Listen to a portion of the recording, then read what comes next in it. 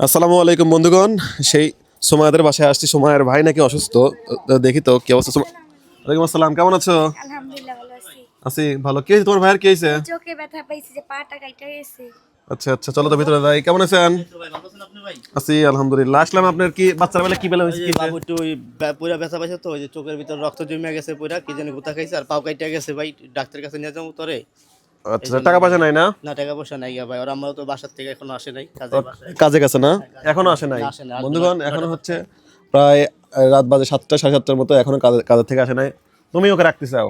কিভাবে পড়লো ও? দেখি কি হয়েছে। ভিতরে পইরা পাও কাইটা গেছে এই যে। আচ্ছা আচ্ছা, তো থাকিটা দেখানোর দরকার নাই। চোখে চোখে কি হয়েছে বলে দেখি, তাকাও তো, তাকাও এদিকে, তাকাও দেখি। এই চোখে বন্ধুগণ দেখেন, ওর চোখে কিন্তু এই যে রক্ত জমে গেছে না? এটা কোথায় পড়ছিল সুমাইয়া? এই যে এখানে টিনের ভিতরে। তুমি কোথায় ছিলা? আমি ওর সাথেই ছিলাম, ও দৌড় দিছে আর ধরতে গেছে আর পড়ে গেছে। আচ্ছা আচ্ছা আচ্ছা আচ্ছা, তাহলে এখন হচ্ছে এটার জন্য কি করা লাগবে? এখন ডাক্তারের কাছে নিয়ে যাওয়া লাগবে। টাকা পয়সা নাই না? তাহলে এই রাত্রেবেলা আমি হচ্ছে, আমাকে ফোন দিচ্ছে যে হচ্ছে আমার মানে উনি ভাই ফোন দিচ্ছে, বলে আমার ছেলেটা অসুস্থ ভাই, একটু ডাক্তারের কাছে নিয়ে যাবো, আসেন। তাহলে এখন কি করবো কোন? তাহলে এখন আপাতত ওই ডাক্তারের কাছে নেওয়ার জন্য টাকা লাগবে আর কি। আর রিক্সার কি অবস্থা এখন বলতো? ফোন টোন কি আসতেছে মাঝে মাঝে? ভাই কয়েকজন ফোন দেয়, বলছি যে আপনার রিক্সা এখনো হয় নাই? না, এখনো হয় নাই। আচ্ছা আচ্ছা বন্ধুগণ, যারা রিক্সা দিতে চাচ্ছেন, ওনার কিন্তু একটা পায়ে সমস্যা। উনি হচ্ছে একটা রিক্সা চালাতো, কিন্তু সেই রিক্সাটা হচ্ছে চুরি হয়ে গেছে। এই জন্য মানে বর্তমানে এমন অবস্থা যে ওনার বাচ্চাকে যাতে ডাক্তারের কাছে নিয়ে যাবে, সময় আগে দাঁড়াও, ওনার বাচ্চাকে যাতে ডাক্তারের কাছে নিয়ে যাবে এমন অবস্থা নাই। দেখি এই যে আরিয়ান, ওর চোখের মধ্যে কিন্তু রক্ত জমে গেছে। এখন কত টাকা লাগতে পারে সময়া? লাগতে পারে অতটা তো বলতে পারি না সঠিক। তোমার আম্মু আসলে নিয়ে যাবে? হ্যাঁ। তোমার আম্মু এই কাজ করতে গেছে অন্যের বাসায়। ওর আম্মুই এখন হচ্ছে সংসার চালাচ্ছে, অন্যের বাসায় কাজ করে ওর আম্মুই হচ্ছে এখন সংসার চালাচ্ছে।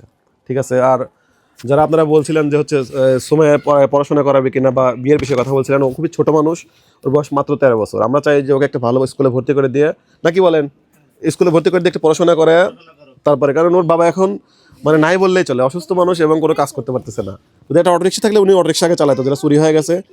ঠিক আছে, যদি একটা অটোরিক্সা হয় তাহলে উনি হচ্ছে সেটা দিয়ে আবার কাজ করতে পারবে নাকি?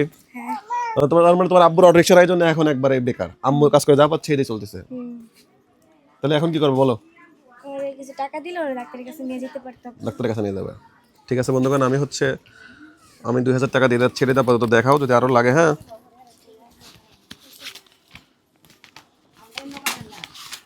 নাও। এটা দিয়ে 2000 টাকা আমি দিয়ে গেলাম ভাই। হ্যাঁ, আপনি এটা দিয়ে সময় তোমার আম্মু আসলে এটা দিয়ে তুমি হচ্ছে নিয়ে যাও, নিয়ে যায় ওর চোখটা দেখাও। এই যে ডাক্তারের কাছে যাও। হ্যাঁ হ্যাঁ, তাহলে 2000 টাকা আপাতত দিয়ে গেলাম, এটা দিয়ে ওকে দেখান, তারপর আরো লাগলে আমি দেবো না। আর অটো রিক্সা তো আমাদের ব্যবস্থা চলতেছে ইনশাল্লাহ। বড় ভাই যারা আছে, আমাদের প্রবাসী ভাই যারা আছে, আপনারা বেশি বেশি করে শেয়ার করবেন, যেন প্রবাসী ভাইদের মাধ্যমে এই ভাইকে আমরা একটা অটো রিক্সা তুলে দিতে পারি। দেখেন ওনার ছোট্ট একটা ছেলে আছে এবং ছোট্ট একটা মেয়ে আছে, মানে দুবেলা ঠিক মতো খাবারই এরা পাচ্ছে না। এই ছোট্ট একটু মানে চোখে দেখেন রক্ত জমে গেছে। 2 দিন আমাকে ফোন দিচ্ছে, তো ভাই ডাক্তারের কাছে নিয়ে যাবো, আমার কাছে কোনো টাকা নাই। মানে আমার কাছে ফোন দিচ্ছে তার লজ্জা হয়, মানে লজ্জা পায় ফোন দিচ্ছে যে ভাই, মানে কি বলবো, লজ্জার বিষয়। আমার তোকে দেখাই নিয়ে আসা। আচ্ছা ঠিক হ্যাঁ, আছে। আর কিছু লাগবে? আপাতত না। শুধু বাবার অটো রিক্সাটাই দরকার, যে আপনারা আপনারা যে যা পারেন আমাদেরকে একটু দিয়ে সাহায্য করেন। আমার আব্বু একটা অটো রিক্সা অনেক দরকার ছিল। অটো রিক্সাটা হইলে তোমার আব্বু যাতে কাজ করতে পারে, এই তো।